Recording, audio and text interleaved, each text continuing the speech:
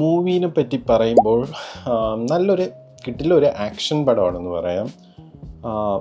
പൃഥ്വിരാജ് നല്ല രീതിയിൽ body transformation ചെയ്ത് കിട്ടിലൊരു ലുക്കിൽ വരുന്ന ഒരു സ്വാഗ് പടമാണ് ഈ ഒരു ഖലീഫ എന്ന് പറയുന്ന മൂവി.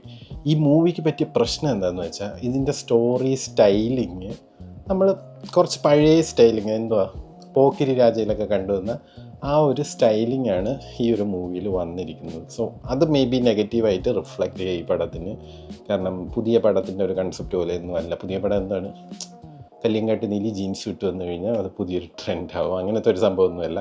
പഴയ ഒരു സ്റ്റൈലിൽ പടമാണ്, പഴയ ഒരു സ്റ്റൈലിലെ ഒരു സ്റ്റോറി ഫോർമാറ്റാണ് അവരിതിലും കൊണ്ടുവന്നിരിക്കുന്നത്. കൊള്ളാം, അത്യാവശ്യം നല്ല കണ്ടിരിക്കാൻ പറ്റുന്ന ഒരു ആക്ഷൻ പടമാണ്. നിങ്ങൾ വേറെ കോമഡി അങ്ങനത്തെ ഒരു സംഭവം നോക്കിയിട്ടുണ്ടോ, നല്ല കിട്ടിലൊരു ആക്ഷൻ പടമാണ്. സോ അത് ബേസ് ചെയ്ത് നിങ്ങൾ പോയാൽ മതി ഈ ഒരു പടത്തിന്. മൂവി എങ്ങനെയാണ് ഫസ്റ്റ് ഹാഫ് പോകുന്നതെന്ന് വെച്ചാൽ അവിടെ ഇവിടെയൊക്കെ കുറച്ചൊരു ലാഗുണ്ട്. ഇതിൻ്റെ മെയിൻ തീമെന്ന് പറയുന്നത് സ്മഗ്ലിംഗ് ആണ്, ഗോൾഡ് സ്മഗ്ലിങ്. സോ ഫസ്റ്റ് ഹാഫിൽ നമ്മൾ ആ ഒരു കഥ പൃഥ്വിരാജിൻ്റെ ഫാമിലീനെ ബേസ് ചെയ്ത് സ്മഗ്ലിങ്ങിനെ ബേസ് ചെയ്തിട്ടുള്ളൊരു കഥയാണ് ഫസ്റ്റ് ഹാഫിൽ പറഞ്ഞു പോകുന്നത്.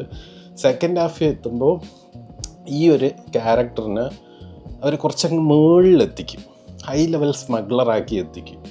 അതൊരു കിഡിലൊരു പാത്താണ് അവർ കാണിച്ചിരിക്കുന്നത്. ഈ ഫസ്റ്റ് ഹാഫിൽ നിന്ന് സെക്കൻഡ് ഹാഫിലോട്ട് പോകുന്ന ആ ഒരു ട്രാൻസിഷൻ എന്ന് പറയാം. ഫസ്റ്റ് ഹാഫിൽ എങ്ങനെ ഇരുന്ന ആൾ സെക്കൻഡ് ഹാഫ് എത്തിയപ്പം ഏത് ലെവലെത്തി എന്നുള്ളൊരു സ്വാഗ് കണ്ടന്റ്, പൃഥ്വിരാജിൻ്റെ സ്വാഗ് എന്ന് പറഞ്ഞാൽ കിഡിലാണ്.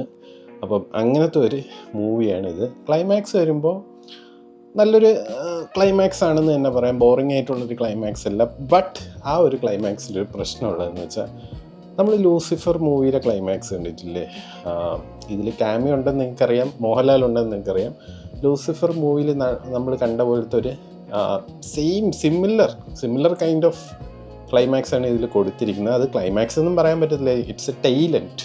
ക്ലൈമാക്സ് കഴിഞ്ഞിട്ട് വരുന്നൊരു പോർഷനാണ് ടെയിൽ എൻഡ് എന്ന് പറയാം നമുക്ക് തന്നെ. അപ്പോൾ ആ ഒരു ടെയിൽ എൻഡ് നമ്മൾ ലൂസിഫറിൽ ടെയിൽ എൻഡ് പോലെ തന്നെ മോഹൻലാൽ ഒരു തണുപ്പുള്ളൊരു സ്ഥലത്ത് ഹെലികോപ്റ്ററിൽ നിന്ന് ഇറങ്ങുന്നു. ഇതിൽ ഹെലികോപ്റ്ററിന് പകരം പുള്ളി വേറൊരു സംഭവത്തിൽ നിന്ന് ഇറങ്ങി വരുന്നു. ലുക്കും ഇതൊക്കെ കുറച്ച് സിമിലർ ആണ്.